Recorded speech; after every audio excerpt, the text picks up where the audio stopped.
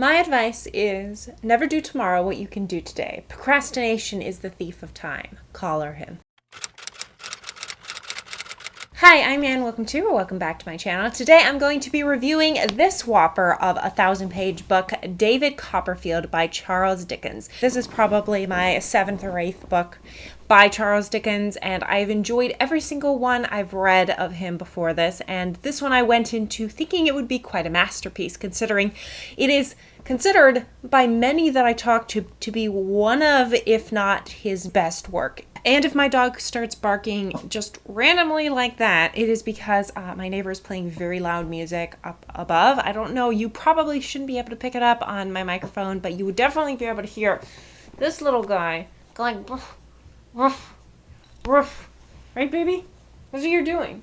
That's what you're doing. It's driving me insane. He's been like barking for the last, half hour to an hour. Anyway, back to David Copperfield. It follows this young man, David Copperfield, all the way from his very young years all the way up to when he is probably, I'm going to say about in his late 20s maybe, for about a 30-year time period.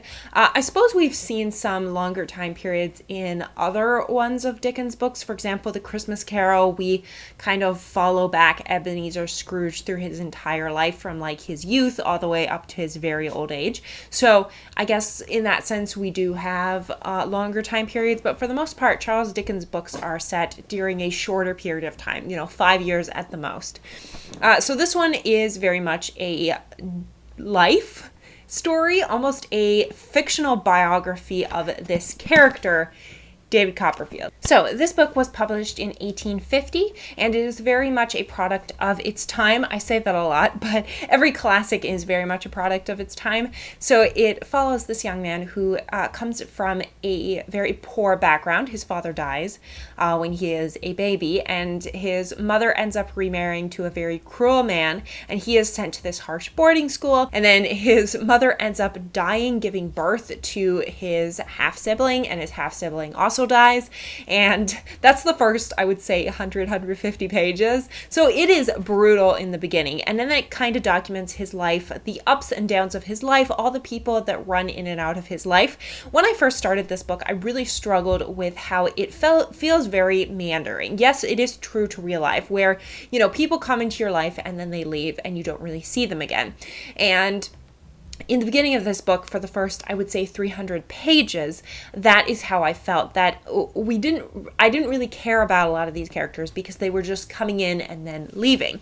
However, I would say the next 700 pages of the book weaves the same characters in again and again. And so not only are we following David Copperfield's life as he tries to navigate adolescence and young adulthood, find a job, get married, find love and happiness, all these things. We're not only following his perspective, but we are following all the people who come in and out of his life and seeing how their lives have changed because of various circumstances. A lot of the circumstances don't even have to do with him.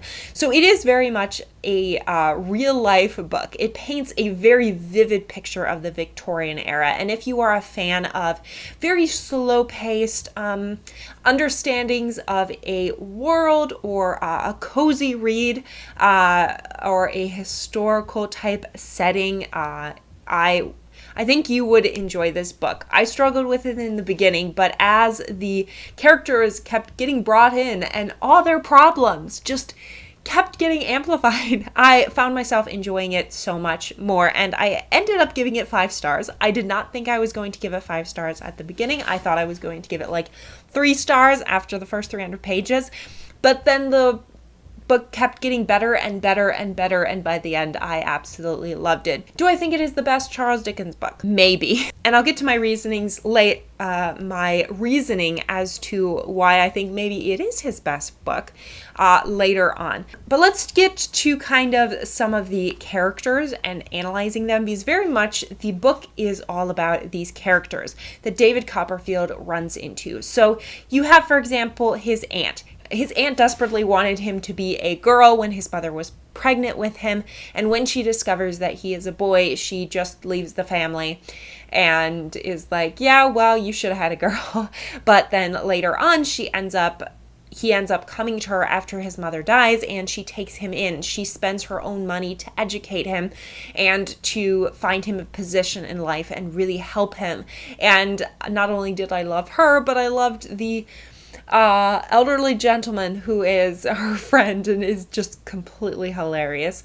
There's also a bunch of families that David Copperfield befriends. One is this father and his daughter. The daughter, Agatha, grows up with David Copperfield, and spoilers, Agatha and David Copperfield end up together. Only after, again, spoilers, David marries this young woman who is very fragile and almost childlike, and she ends up dying. And then in the end, and then a few years later, say 5-6 years later, he ends up marrying Agatha. And then you have another family with the Steerforth, who befriends him and is introduced as like a nice guy, but that turns out not being a nice guy. It's interesting because the book doesn't present clear villains and good people. All the characters are kind of imperfect. There are some characters that are definitely considered to be like the worst characters. There are also like good things about their character. The only character that is kind of irredeemable is Uriah, and he is a horrible human being that wants to marry Agatha and is horrible to her father, but on the surface he's very much a nice person, always saying, oh, I'm doing what I'm doing for like the good of other people, and it's all because I care. And he's honestly just a horrible human being, and he definitely gets his comeuppance in the end, which I loved. But so you have this large array of characters, and as the story progresses, as you spend 1,000 pages with these characters, you feel like you really, really know them. In fact, I started like a cozy mystery after reading this book, and I found that all the characters were completely bland because I'd gotten used to this book and just how detailed it portrayed its characters, how each character feels very much to resemble people we know in our own life.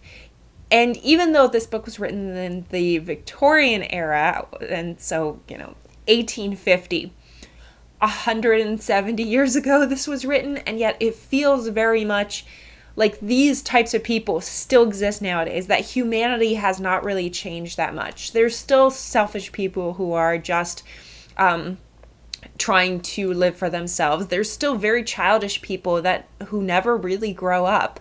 There's still the people who have a callous outside, but who are very kind on the inside, and they just don't let it show all the time. So I feel like even though this book was written so long ago, it still feels very pertinent to the modern day. And I won't get into full spoilers. It is a semi-happy ending. Some people don't get as happy ending as David Copperfield, but in the most part, the book is very satisfying in towing the line between being very much real life with its ups and downs constantly, while also having enough triumph in the end to conclude the story. And I think that is very well done on Charles Dickens' parts. Now let's get to my reasoning as to why this book is one of Dickens's best, if not the best, and is possibly rather underrated. I hear a lot of people talking about The Tale of Two Cities, Great Expectations, Oliver Twist, Bleak House. I could go on, and I think the reason why David Copperfield is so good is because in a lot of Dickens books, especially his shorter works, you don't spend as much time with individual characters, and you don't come to understand them as much.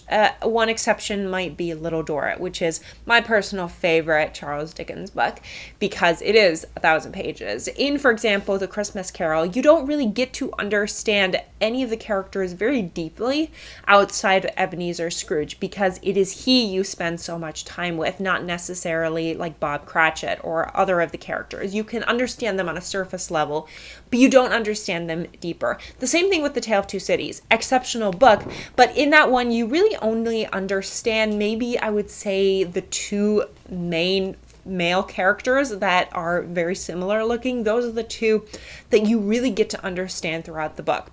And outside of that, a lot of the characters you don't spend enough time with to really understand.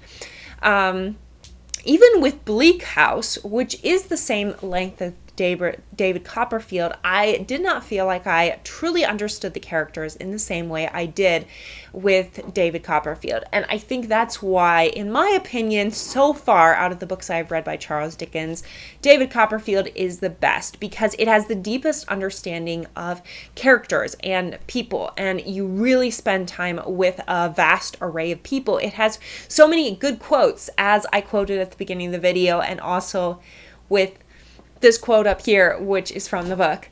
It has so many quotes that I was surprised to see, because they are quotes that I've heard frequently. Never do tomorrow what you can do today. I've heard that one for years, and I had no idea that it was from David Copperfield. Similarly, with reading Shakespeare, I find the same thing happens, because so many quotes that are quoted nowadays come from Shakespeare, and a lot of people don't know they come from Shakespeare. I felt that especially reading Julius Caesar, because there's so many modern quotes that we use, like the Ides of March, that come from the Julius Caesar play by William Shakespeare.